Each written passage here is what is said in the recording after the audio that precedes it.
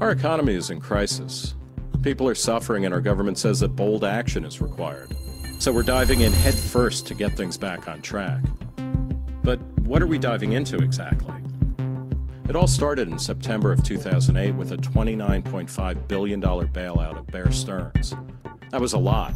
Even after you adjust for inflation, it's much more than other huge projects from our history like the Hoover Dam or the Panama Canal. But still, it wasn't enough.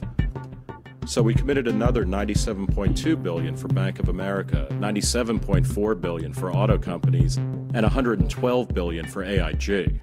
That's almost as much as the $115 billion we spent to rebuild Europe after World War II. Add in another $139 billion for GE and $235 billion for Citigroup, and that's $710 billion to bail out banks and big corporations. But that's just the start. We're spending another $300 billion for homeowners who can't pay their mortgages, which is slightly less than the cost of World War I, but not as much as the $400 billion we're spending to prop up Fannie Mae and Freddie Mac. These numbers are simply huge. On their own, any one of these programs would have ranked among the largest in U.S. history, falling just behind record holders like the New Deal or the Iraq War. But add in the additional $700 billion we're spending to buy up bad loans through TARP and the $787 billion stimulus package. And in total, the government has already spent over $4 trillion on this crisis. That's 8 times more than the New Deal. And it even beats the previous all-time record holder, World War II. Unfortunately, that $4 trillion is only the beginning.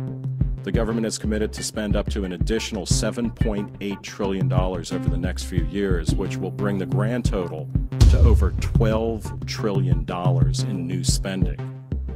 This is a freefall. Adjusted for inflation, that's more than 3 times the size of World War II. It's 24 times the size of the New Deal. This is the largest spending program in U.S. history. By far. And it's drowning us in an ocean of debt.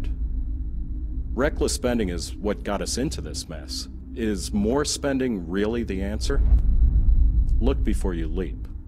Visit StopSpendingOurFuture.org.